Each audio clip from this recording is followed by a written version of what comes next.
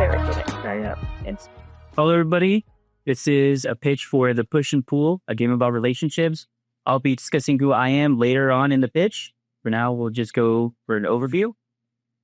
The Push and Pull is a co-op only puzzle platforming game that is about relationships, where you have two characters and it have the ability to push and pull each other only. And as you sort of use this power to progress through puzzles going on throughout the game with collaborative problem solving, with coordinated actions and trust falls in order to move forward in the game together. And you can see here is an example of the two characters that will be together, Snowball and Pepper. And then we have here a little prototype put together of what it would look like, the powers pushing to solve a simple puzzle, just trying to get up to a higher ledge and reach an exit together. Now, for the theme of the game, it is a game about relationships. That is very important to the game. It defines a lot of what happens and how the game's designed. And the push and pull that literally happens between players is representative of that. It's about the compromises that people make for each other in relationships. It's about the patience and empathy you have to have with each other in order to be in a really good, healthy relationship. And I think one of the great ways that's shown through the gameplay is through the way you progress through levels.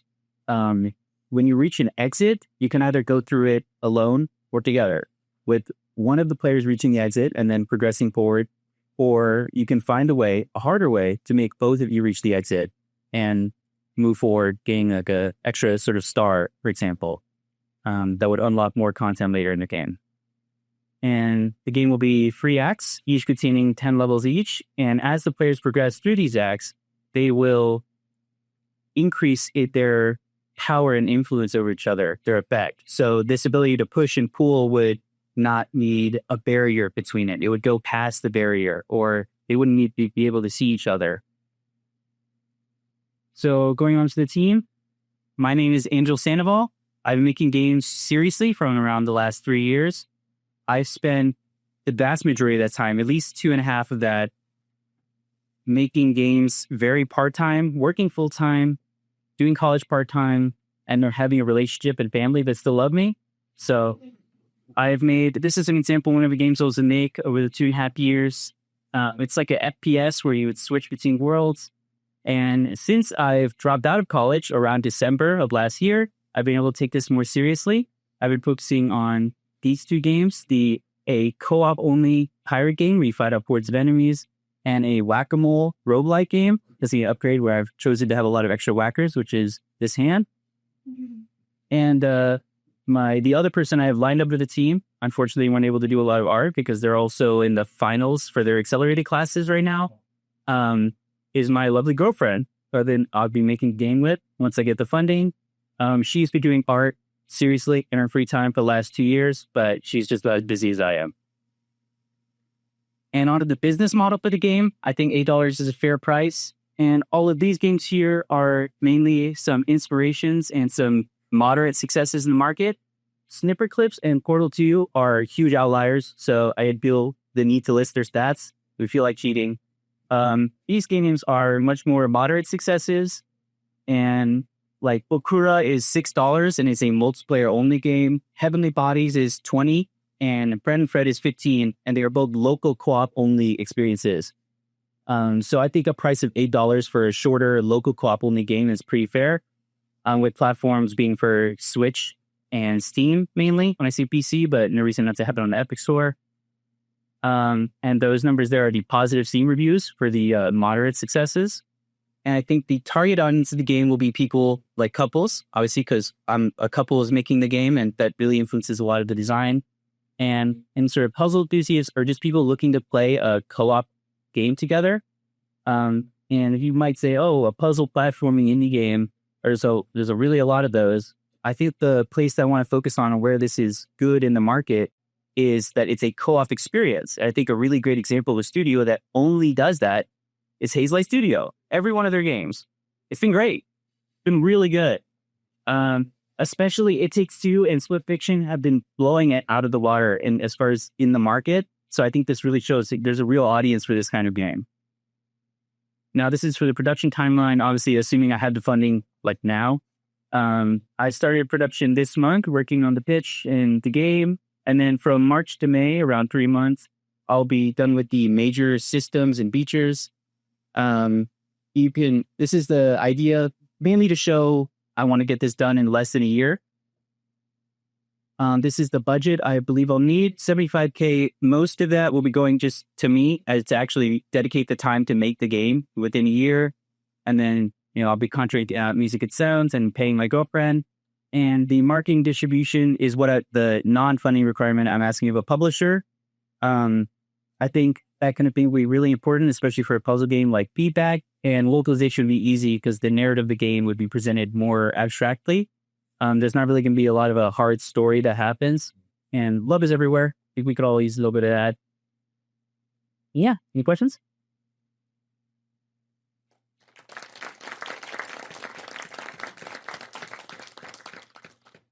Great job. First off, on the game concept strength, I love these type of puzzle games. I've played Snipper Clips.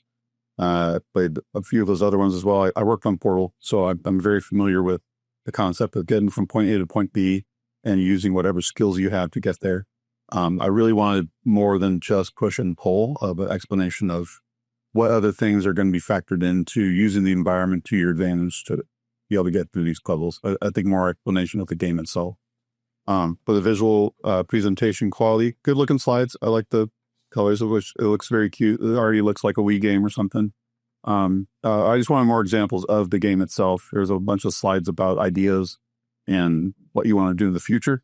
Not enough about like, here's some more examples of gameplay, of trying to sell you like what the game could be, what it looks like, and what it is capable of doing. Yeah, and then what is the point of the game? Like, where does it end? Is there an end? Is it just ongoing, 10,000 puzzles like the Candy Crush game, or is there an element to it being a reason for getting from point A to point B? Yeah, there's more emphasis on the gameplay itself. But I think it's a great concept, and can't wait to see more. So I didn't know if it was local co-op or online co-op until way later in your thing, and that kind of definitely impacts the market and how it gets played. So I think I would just mention that it is like couch local co-op earlier. I have to feedback on your slides, Cage. Especially just like if you are working on other games actively on the side, I wouldn't even mention that when you're selling a single game because it makes it sound like you're not committed to this idea. So I'd only be pitching, like, if you have old games that you're like, I did this already and I know how to do this mechanic, that's powerful. But to be like, I'm also studying my kind of a bunch of other stuff, isn't necessarily going to sell somebody like, oh, this person's really bought into this idea and want to take this specifically. And then on your comparable side, I don't think you need to convince most investors or publishers that the genre is like hot right now. I would really focus more on how your game is going to stand out in this market, because a lot of people are building behind this popular. So like, why is they choose your game over other options? I think the slides are really pretty. Was all pleasing to look at. Like that right away. That first slide was, got into what the game was. You showed that little mechanic and you had your character you got there. I wish the next slide was more mechanics. Maybe showing a few, and then another shorter one of how they make it tie together in a level. Maybe not a full demo, but since you're so early production, but just a few mechanics. Because I really like the concept. Yeah, my other thing too was like the online or the couch co-op. You got to that way later, and I know I prefer to. I play a lot of these games online. This is like one of my favorite genres, and it's one that I play with my friends or like with my fiance. It is nice to like go on a work trip and play it when you're separated. But yeah, great job. Hey, is our Steam Fest online yet for CCS? No. Yeah. No, yeah. Okay. All right. So there's a local developer that made a game that you should probably check out called The Rabbit and the Owl. It's Gary Chow. He was actually part of our local thing. It's a very similar. So it's a light and dark kind of mechanic, right? So you have two characters, the Rab and the L, and one's can only like walk on the light areas, and one can only walk on the dark areas, right? And they got to work together to basically solve the puzzles, stuff like that. And there's a lot of really cool, compelling mechanics in that and how it kind of works. So that might give you kind of like some ideas. And it is, because it's a local developer, it is going to be in our Steam Fest that we're doing for our upcoming show. But, I look at all those different kind of things. I like it. I think it's great. The kind of push-pull mechanic could really introduce some very compelling and fun, mechanics to do. But that does need to be fleshed out. Like, I agree with kind of the questions of, okay, I see the push-pull, that's kind of cool, but how does that make the puzzle solve it more interesting, which is a great question. And you should be kind of prepared to kind of talk more about that or put it in your pitch to say these are some examples of how that would be kind of cool. And gameplay video would be a good way of doing that. So showing an actual solving of a puzzle that shows something really interesting that the push-pull mechanic will do. Yeah. Thank you.